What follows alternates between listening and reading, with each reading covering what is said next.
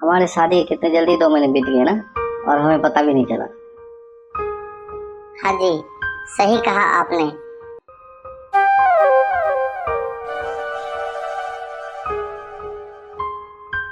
संगीता, आज सुबह कॉल आया था, मुझे कल जाना होगा।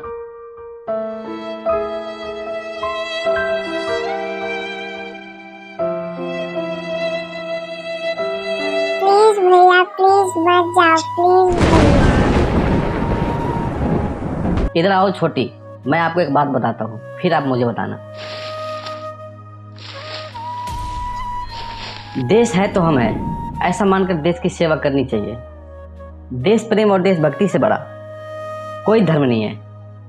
अगर व्यक्ति को देशभक्ति का मौका मिले तो उसे जरूर अपना देश प्रेम दिखाना चाहिए। यही सर्वथा उचित है और धर्म भी यही है। अब आप मुझे बताओ, जाना चाहिए कि नहीं जाना चाहिए?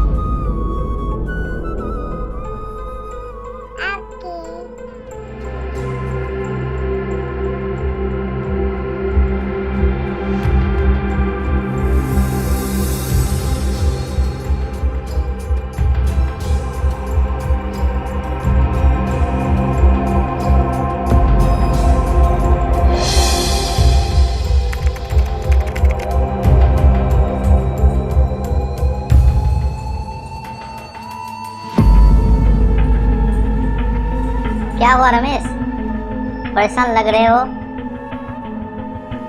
कुछ नहीं हुआ अनुज, हमारे घर एक नई मेहमान आने वाली है, इसीलिए थोड़ा परेशान हूँ। सोचता हूँ कैसी होगी मेरी वाइफ, किस हाल में होगी। कुछ नहीं होगा राकेश, सब ठीक होगा। बस भगवान पर विश्वास रखो, जो होगा सब अच्छा होगा।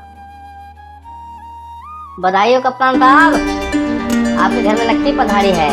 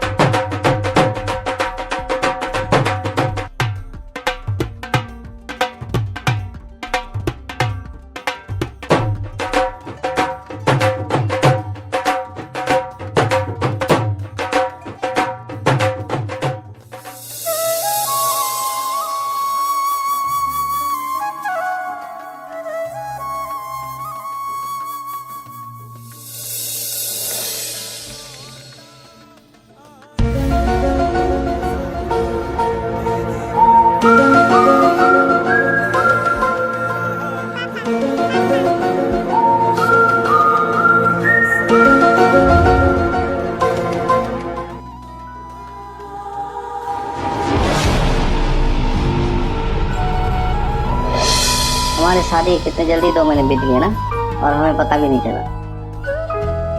हाँ जी, सही कहा आपने।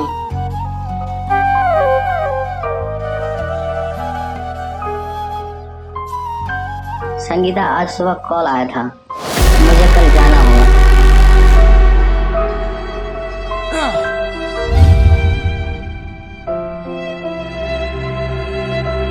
प्लीज भैया, प्लीज मत जाओ, प्लीज भैया। इधर आओ छोटी, मैं आपको एक बात बताता हूँ, फिर आप मुझे बताना।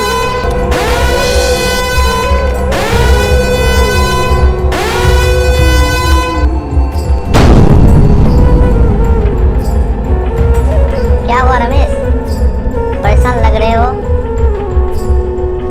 कुछ नहीं हुआ अनुज, हमारे घर एक नई मेहमान आने वाली है, इसीलिए थोड़ा परेशान हूँ। सोचता हूँ कैसी होगी मेरी वाइफ, किस हाल में होगी। कुछ नहीं होगा राकेश, सब ठीक होगा। बस भगवान पर विश्वास रखो, जो होगा सब अच्छा होगा। बधाई हो कप्तान साहब, आपके घर में लक्ष्मी पधारी है।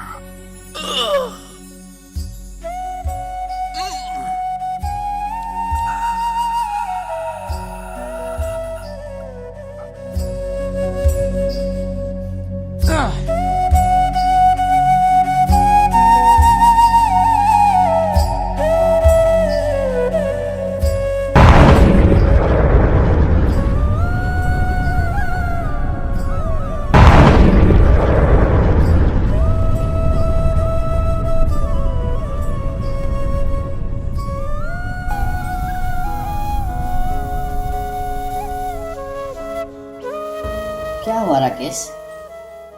तुम्हारे आंख में आंसू? क्या हुआ? अनु, तुम तो मेरे हालत से वाकिफ ही हो। मुझे बताओ, अब मैं अपनी छोटी सी बच्ची के पास ऐसे हालत में कैसे जाऊंगा? मेरी छोटी बच्ची मुझे इस हालत में देखकर रोने लगेगी और मैं नहीं चाहता कि उसकी रक्षाबंधन खराब हो। इसीलिए मैं सोच रहा हूँ कि मैं अपनी छुट्टी कैंसिल कर लूं।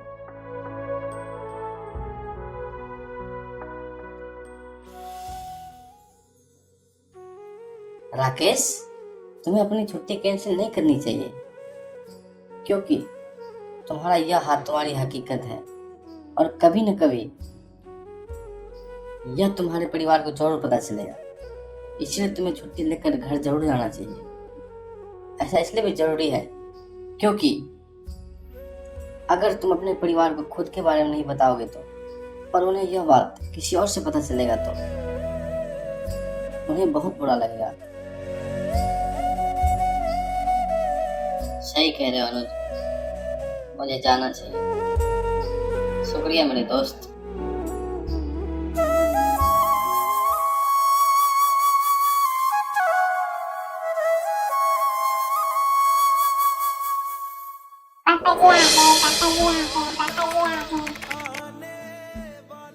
आपने पीछे क्या छुपा रखा है? बताओ बताओ। हाँ बेटा, बताता हूँ, पहले अंदर चलो। अब आप दिखा दीजिए ना, क्या छुपा रखे हैं आप इसके लिए? संगीता, इसे अंदर लेकर चलो, उसके बाद मैं बताता हूँ कि क्या बात है। बेटा, तुम्हारे पापा काफी लंबे सफर तय करके आए हैं, इसकी वजह से बहुत थक गए हैं। अपने पापा को अंदर आने दो और थोड़ी देर आराम करने दो। उसके बाद तुम खुद देख लेना कि वह तुम्हारे लिए क्या लाए हैं। बेटा, आप दोनों थोड़ी देर के लिए अपने कमरे में जाओ, मुझे आपकी मम्मी से जरूरी बात करनी है।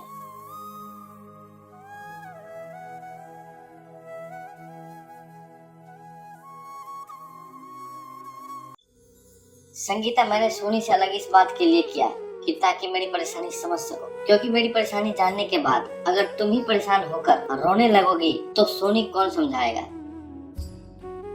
आप इतने परेशान क्यों हैं? आप अपनी परेशानी मुझे बताइए। देखो, तुम रोना मत, क्योंकि तुम्हें खुद को संभालना होगा।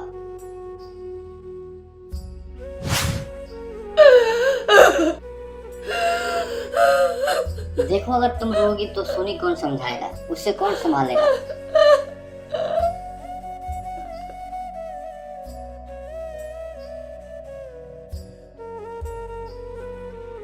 हमें यह सोनी को यह बात प्यार से समझानी होगी कि यही अब हकीकत है और हमें इस बात का दुख मनाए बिना इसे स्वीकार करना होगा। पापा। क्या हुआ बेटा? पापा तुम्हारे पसंद के खिलौने लाने भूल गए क्या? पापा का हाथ। तो ये बात है। देखो बेटा, बॉर्डर में ऐसे हादसे होते रहते हैं। हम फौजी हैं और हमारा जीना और मरना सभी भारत माता के लिए ही है। हमें यह तक पता नहीं होता कि हम अगले पल कहाँ रहेंगे और क्या हम अपने परिवार के साथ जिंदा लौटेंगे या नहीं। हमें पूरी निष्ठा के साथ अपने कर्तव्य को निभाना होता है। हमारे परिवार और तीर त्योहार से ज्यादा जोड़ी देश की सुरक्षा करना है और देश के ऊपर तो हम मर मिटने के लिए भी तैयार हैं। तुम दोनों एक बहादुर लड़की हो और तुम्हें परेशानी देखकर घबराना नहीं चाहिए, बल्कि उसका सामना करना चाहिए। अब जो बीत गया है उस पर ध्यान देकर हम आने वाले सुखों को क्यों खराब करें? जीवन में सुख दुख का आना जाना लगा रहता है, पर इंसान को विपत्ति के समय घबराना बिल्कुल नहीं चाहिए। पापा, मैं भी आपकी तरह देश की सेवा करूंगी और बॉर्डर पर जाऊंगी। बेटा, मुझे गर्व है कि मैं तुम्हारे जैसा बहादुर लड़की का पिता हूँ।